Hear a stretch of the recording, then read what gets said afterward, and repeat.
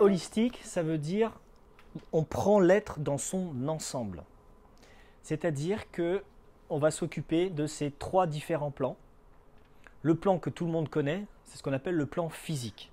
Le plan physique, c'est la table, mon corps, je le sens, je le vois. En fait, on le perçoit avec ses cinq sens, on va dire, non forcément développés. C'est-à-dire que c'est notre univers, c'est la matière. Dans le plan physique, en fait, donc on a le corps et on a aussi ce qu'on appelle juste derrière le corps qui est éthérique. Il est tout près, en fait. Et on pense que le corps éthérique, c'est ce qui maintient le corps physique. C'est-à-dire qu'on a une énergie qui est juste en dessous, mais qui rayonne à l'extérieur, qui fait que on maintient cette densité et on arrive à être visible dans la matière. Donc ça, c'est le plan physique. Donc c'est, on va dire, c'est ce que s'occupe la médecine traditionnelle. Voilà, on s'occupe du corps. Donc tous les symptômes du corps, on va s'en occuper. Voilà, ça c'est la chose classique. On a un plan qui est au-dessus. Alors, on va dire, en termes de chakra, le plan physique, c'est plutôt très très bas en fait. Et on a le plan émotionnel qui commence à être ici. Ce plan émotionnel-là, comme son nom l'indique, on est plus dans les émotions. Donc les émotions qui vont être vues comme agréables ou les émotions qui vont être vues comme désagréables. Et là déjà, dans ce plan-là émotionnel, il y a déjà beaucoup moins de monde qui s'en occupe.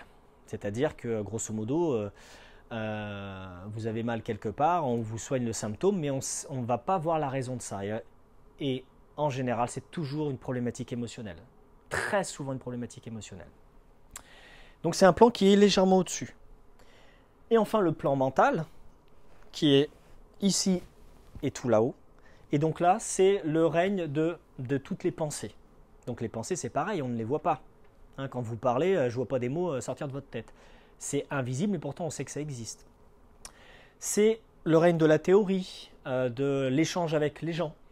Mais ce n'est pas que ça. C'est-à-dire que si on veut aller plus loin, c'est dans ce plan-là aussi qu'on a les plans qui nous permettent de voir nos vies antérieures. Donc c'est ce qu'on appelle le plan causal. Le corps causal, pardon.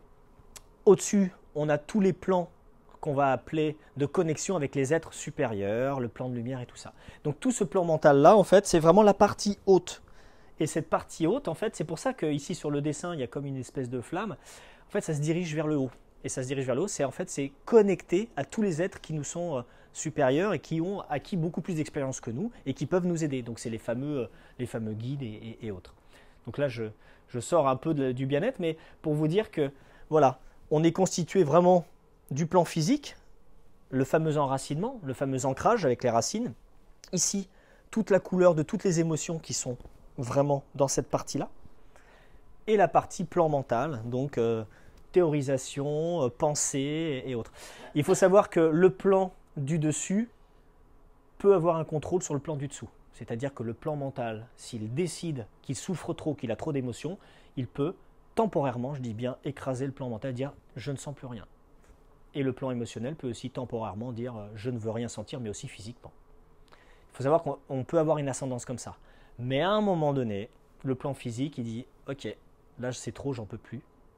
Et donc, et là on remonte. Parce que du coup, le plan physique nous bloquant, on commence à se poser des questions « mais pourquoi je ne peux plus bouger de ma chaise? Pourquoi j'ai plus envie de me lever le matin? Pourquoi je déprime complètement et je me mets à pleurer toute la journée ?» Eh oui. Donc en fait, à un moment donné, le plan du dessus peut contrôler le plan du dessous, mais à un moment donné, ça s'arrête. Voilà. Donc on peut vivre comme ça en ayant un contrôle du plan mental sur les deux autres pendant 30 ans, 40 ans, mais à un moment donné, ça s'arrête. Voilà, donc l'idée de holistique, le bien-être, c'est pas simplement être bien dans son corps. C'est aussi bien d'être dans ses émotions, de pouvoir les accueillir, les accepter, comment je les traite, et c'est aussi dans ma tête. Est-ce que dans ma tête c'est calme? Est-ce que je passe mon temps à penser à tout, à penser au passé, à penser au futur? Donc voilà, il faut prendre l'être dans sa globalité.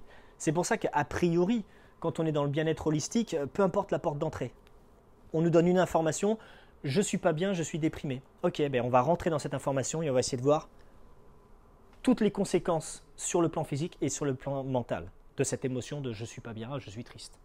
Vous voyez, holistique, c'est vraiment prendre dans son ensemble.